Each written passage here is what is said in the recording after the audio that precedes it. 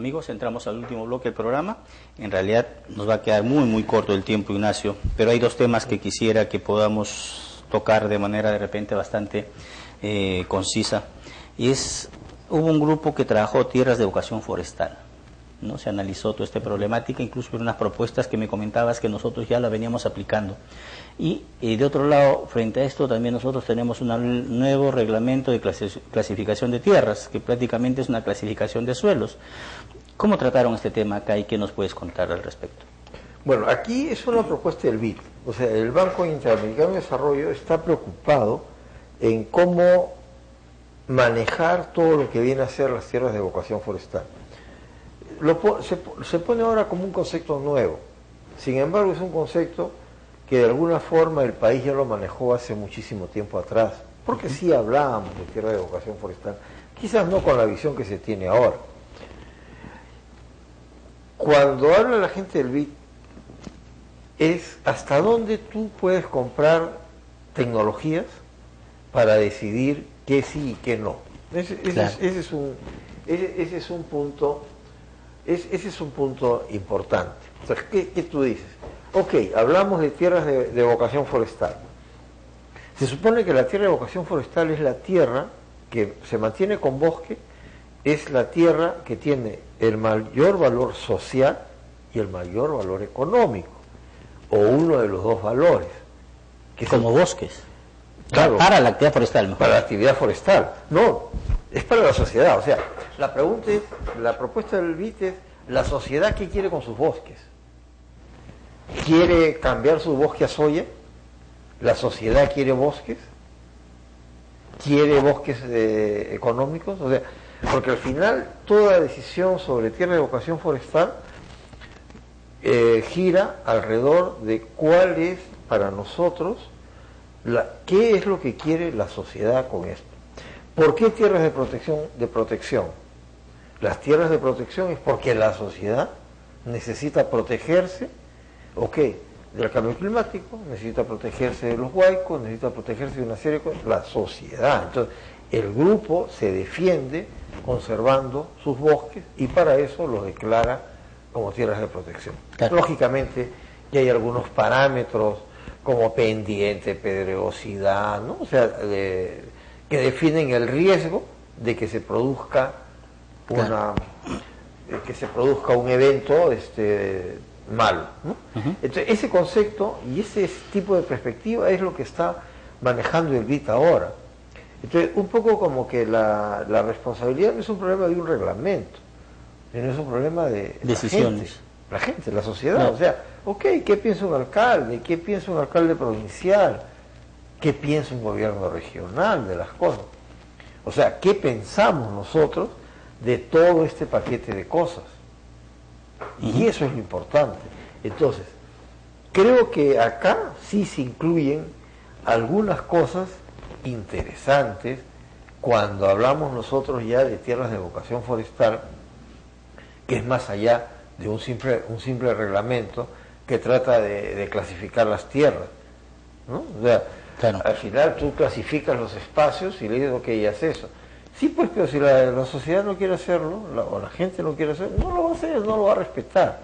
Que es, diría yo, lo que ha pasado con un reglamento de clasificación de tierras anterior, porque este tampoco no difiere gran cosa del que teníamos anterior. Así es, hay algunas cosas que... Algunas cositas, pero no mucho.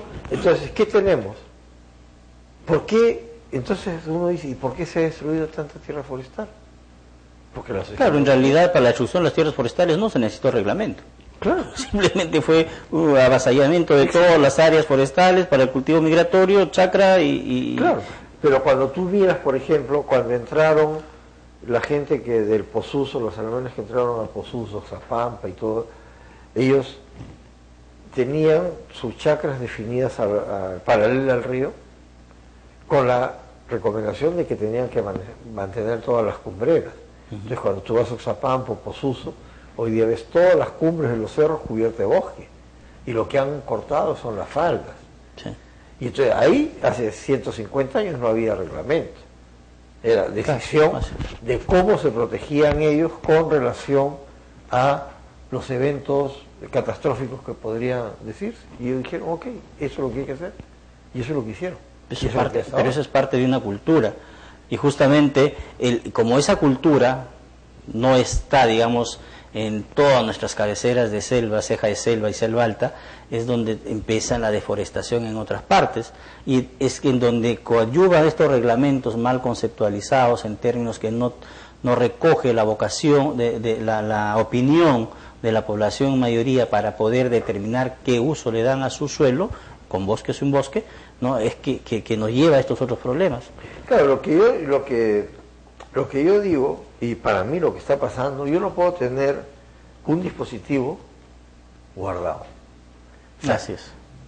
Si tengo un reglamento de clasificación de tierras, yo diría, tengo que capacitar a todos los funcionarios para que todos piensen igual. Así es. Porque yo no puedo ir al funcionario de Madre de Dios que piense de una forma y ir al funcionario de Huánuco que piense diferente. Es muy discrecional acá la aplicación.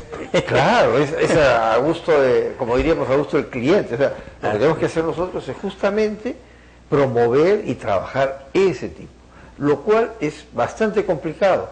Y es bastante, ¿por qué? Porque hay una alta rotación de personal. Entonces, con una alta rotación de personal, todo lo que inviertes en capacitación se te pierde. Así es. Porque no lo puedes seguir. Entonces, ¿cómo revertimos esa situación para que estas tierras de vocación forestal y la perspectiva sencilla sobre la efectividad de políticas para el sector funcionen? ¿Qué es lo que se trató de este tema de acá? Ya. ¿No? Entonces, ¿por dónde tenemos que empezar a caminar? Restablecer una carrera pública, ¿no? Quizás ese es el primer paso que hay que dar, y no es que si estoy en agricultura, si me llamo INRENA, si me llamo instituto, no. Claro, al final no importa dónde esté, lo importante es que la función siga siendo la misma en cualquier ubicación que pueda encontrarse en el aparato del Estado, ¿no? Y que haya continuidad en el pensamiento. O sea, hay que diferenciar bien claro lo que viene a ser la parte técnica de la parte política. Hoy día la parte política está metida en la parte técnica y bueno, y esa es la situación en la cual se encuentran hoy día todos los bosques.